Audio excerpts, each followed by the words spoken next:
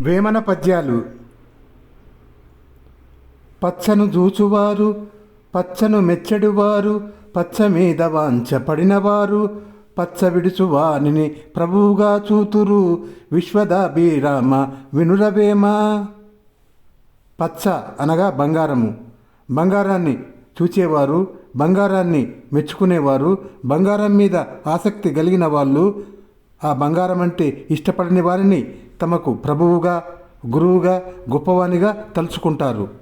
దైవంపైనే ధ్యాస కలిగి ఉండాలి కానీ బంగారం మీద కాదని కవి భావము.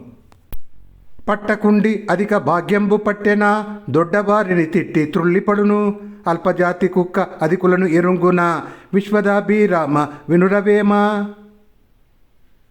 కొందరు అల్పమైన జాతి కుక్కల్లాంటి వాళ్ళు గొప్పవారి గురించి తెలుసుకోరు. నడమత్రపుసిరి పట్టేటప్పటికీ వాళ్ళు కన్ను మిన్ను కానకుండా గొప్పవారిని కూడా నిందిస్తూ ఉంటారు.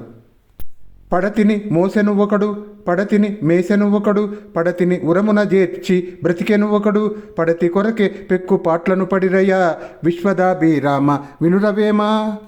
ఒకడు శివుడు స్త్రీని నెత్తిపై ఎక్కించుకొని మోసినాడు, ఒకడు బ్రహ్మ తన నోట్లో పెట్టుకున్నాడు, ఒకడు విష్ణువు తన వక్షస్థలంలో దాచుకున్నాడు. ఈ విధంగా ఎవడైనా ఆడదాని కోసమే అష్ట కష్టాలు పడుచున్నారు.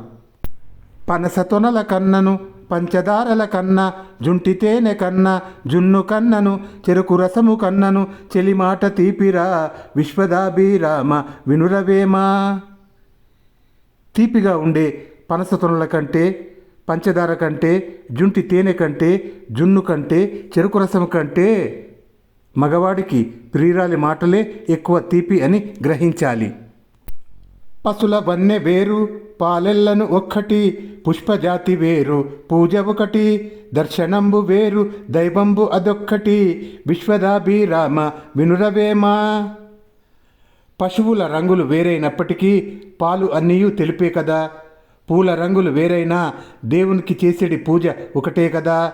హైందవ మతములో దర్శనములు అనగా వేదాన్ని అంగీకరించే ఆస్తిక దర్శనాలు సాంఖ్యము, యోగము, న్యాయము, వైశేషికము, పూర్వ ఉత్తర మీమాంసాలు వేరైనను ఆలయాలు ఎన్ని ఉన్నను దైవం ఒకటే అని గ్రహించుము.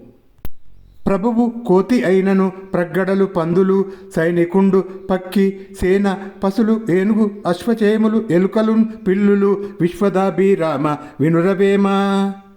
పరిపాలకుడు కోతిగా ప్రవర్తిస్తే మంత్రులు పందులుగా ప్రవర్తిస్తారు, సైనికులు పక్షులుగా, పశువులుగా, ఏనుగులుగా, గుర్రాలుగా, ఎలుకలుగా, పిల్లులుగా ప్రవర్తిస్తూ కలహించుకుంటారు.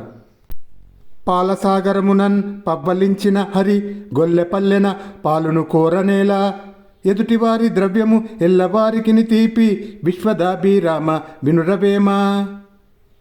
పాల సముద్రమునందు పవ్వలించిన శయనించిన ఆ శ్రీ మహావిష్ణువు గొల్లెపల్లెలో పాలు కోరుకోవటమేమిటి? ఎదుటివారి ద్రవ్యం సంపద అందరికీ కూడా తీపిగానే ఉంటుంది. పాలను ఈడిగ ఇంట గ్రోలుచున్ ఉండినన్, మనుజులు ఎల్లను చూచి మధ్యమండ్రు, నిలువందగని చోట నిలువ నిందలు వచ్చు, విశ్వదాభిరామ వినురవేమ.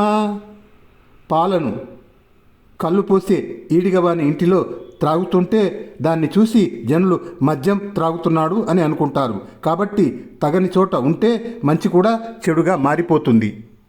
పిచ్చివానికైనను పేదవానికైనను కుష్ఠురోగికైనను కుంటికైనను బామకాను పింపన్ బాములన్ పెట్టురా, విశ్వదాభిరామ వినురవేమ.